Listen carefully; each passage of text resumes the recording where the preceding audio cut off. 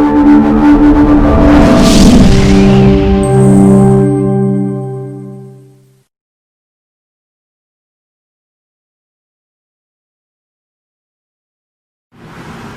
वालेकुम वरहमतुल्लाह। बेटा तमाम बच्चे आज हम लेक्चर नंबर 15 पढ़ना स्टार्ट करें। चैप्टर नंबर 11 ऑर्गेनिक केमिस्ट्री जिसका नाम है। चैप्टर नंबर 11 आज हम पढ़ेंगे ऑर्गेनिक केमिस्ट्री।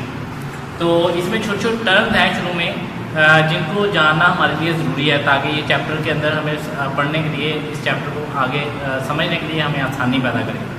इसलिए हम उन छोटे छोटे टिप्स को पढ़ते हैं। जैसा कि सबसे पहले मैंने लिखा है ऑर्गेनिक सिग्निफाइज लाइफ। यानी जो वर्ड ऑर्गेनिक है इसका मतलब होता है ज़िंदगी। ऑर्गेनिक का मतलब होता है लाइफ, ज़िंदगी।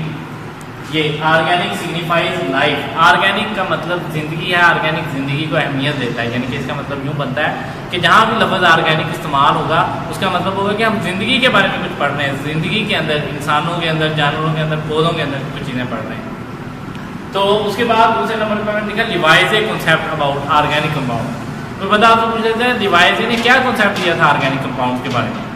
तो लिवाइजे ने ये कॉन्सेप्ट दिया था, उसने कहा कि ऑर्गेनिक कंपाउंड एनिमल्स और प्लांट्स में पाए जाते हैं। ये बात उस वक्त जानी जाती थी। उस वक्त लोग इस बात पे यकीन करते थे कि ऑर्गेनिक कंपाउंड सिर्फ और सिर्फ जानदारों में पाए जाते हैं, यानी जानवरों में और पौधों में। इनके अलावा किसी चीज़ में ऑर्गेनिक कंपाउंड नहीं होते। ये उस वक्त के लोगों का ख्याल था।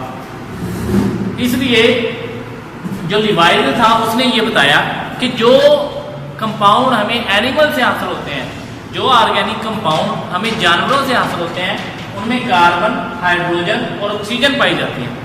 और जो ऑर्गेनिक कंपाउंड हमें पौधों से हासिल होते हैं उनमें कार्बन, हाइड्रोजन, ऑक्सीजन के अलावा नाइट्रोजन, सल्फर और फास्फोरस वगैरह भी पाई जाती हैं।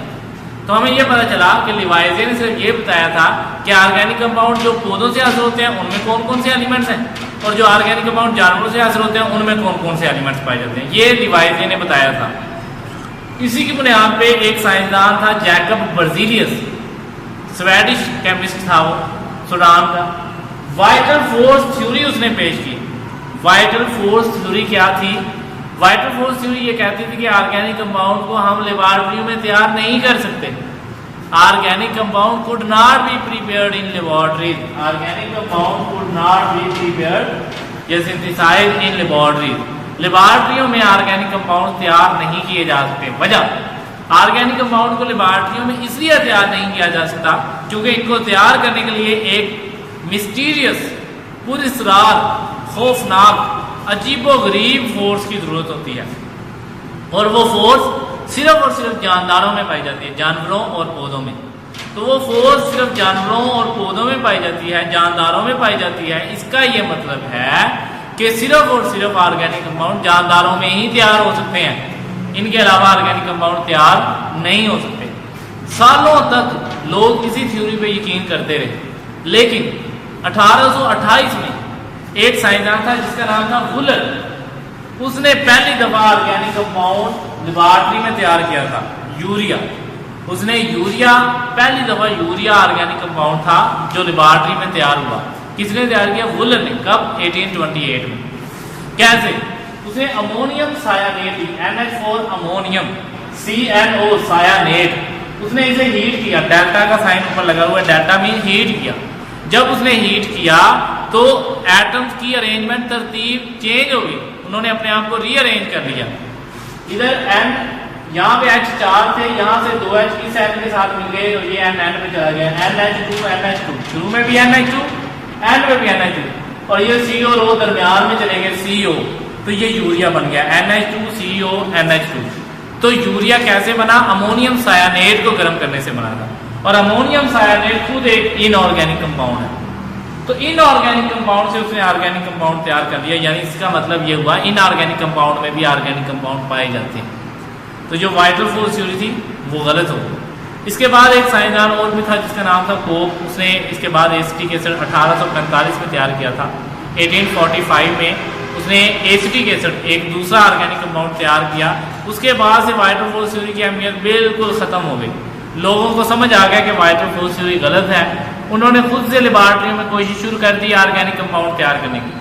अब आप देख लें लाखों की तादाद में ऑर्गेनिक कंपाउंड जो है वो तैयार हो चुके हुए हैं। लाखों की तादाद में बहुत ज्यादा ऑर्गेनिक कंपाउंड तैयार हो चुके हुए हैं। नेक्स्ट, ऑर्गेनिक कंपाउंड है क्या? ऑर्गेनिक कंपाउंड की डेफिनेशन मैंने लिखी है, compound of carbon and hydrogen, यानी कि hydrocarbon and their derivatives. Carbon और हाइड्रोजन के कंपाउंड जिनमें कार्बन और हाइड्रोजन पाई जाती है उनको ऑर्गेनिक कंपाउंड कहते हैं, और उनके डेरिवेटिव जो है उन्हें भी ऑर्गेनिक कंपाउंड ही बोला जाता है। नेक्स्ट, ऑर्गेनिक केमिस्ट्री क्या है? ऑर्गेनिक कंपाउंड की study.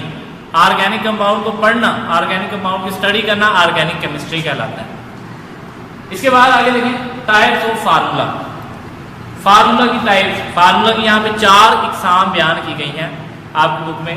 Molecular formula, structural formula, condensed formula, dot and cross formula, या इसे इलेक्ट्रॉनिक फार्मूला भी कहते हैं। इनकी डिटेल हम अगले लेक्चर में पढ़ेंगे। अभी मैंने यहाँ पे 10 ऑर्गेनिक कंपाउंड क्या है, पहले 10 अल्केन कह रहे हैं, या पहले 10 ऑर्गेनिक कंपाउंड यहाँ पे लिखे हैं, इनको हमें याद करना है। इनको इसी तरतीब से याद करना है। मीथेन, METH, जब भी मिथ का लफ्ज कहीं भी आ जाए, मिथ इसका मतलब होता है इसमें 1 कार्बन है। इथ का लफ्ज कहीं आ जाए इसका मतलब है 2 कार्बन है। आगे तो यूनानी गिनती है, प्रोपा, ब्यूटा, पेंटा, हेक्सा। प्रोपा का मतलब 3, जैसे हमारा होता है 3, 4, 5, 6, 7, 8 इंग्लिश में, उर्दू में होती है 3, 4, 5, 6, 7, 8, 9, 10। यूनानी गिनती ये है प्रोपा, ब्यूटा, पेंटा, हेक्सा, हेप्टा, ऑक्टा, नोना, डेका। तो ये प्रोपा का लफ्ज जहां भी आएगा उसका मतलब होगा 3, ब्यूटा मीन 4, पेंटा जैसे पेंटा ऑक्साइड कह देते हैं, पेंटा मीन 5, हेक्सा, हेक्सागोन, हेक्सा आपने पढ़ा होगा उसका मतलब 6 होता है। हेप्टा का लफ्ज जहां आ जाए 7, ऑक्टा, ऑक्टेव, लाव ऑक्टेव, ऑक्टेट रूट 8, 9 ने 9 के लिए और डेका 10 के लिए। अब इनके फार्मूले बनाना आपको सिखा रहा हूं। तो आपने क्या करना है, इनका नाम है methane, methane, propane, butane, pentane, hexane, heptane, octane, nonane, decane. ऐसे ही आपने 10 के 10 याद करने फिंगर टिप पे। 1 कार्बन वाली मीथेन, 2 वाली इथेन, 3 वाली प्रोपेन, 4 वाली ब्यूटेन, 5 वाली पेंटेन, 6 वाली हेक्सेन, 7 वाली हेप्टेन, 8 वाली ऑक्टेन, 9 वाली नोनेन, 10 वाली डिकेन। अब इनके जो फार्मूले हैं वो कैसे याद करने हैं? फार्मूले कैसे बनाए जाते हैं? जितनी कार्बन होंगी हाइड्रोजन उसका डबल करके उसमें 2 प्लस कर दें, हाइड्रोजन निकल आएंगे। जैसे इधर कार्बन कितनी है? 1, 1 का डबल क्या होता है? 2, 2 में 2 जमा किया 4, तो H4 होगा। इधर कार्बन 2 है, 2 का डबल क्या होता है? 4, 4 में 2 जमा किया 6, 2, 6। 3, 3 का डबल क्या होता है? 6, 6 में 2 जमा किया 8, तो हाइड्रोजन 8 होगा।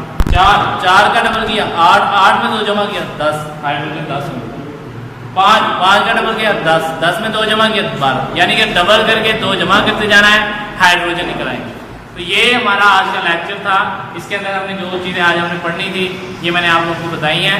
ये 10 ऑर्गेनिक कंपाउंड के नाम आपने इसी तरतीब से याद करने हैं। कल हम इंशाल्लाह इसकी टाइप पढ़ेंगे और इन्हीं की जो मिसालें हैं ये इन्हीं में से हम बनाएंगे।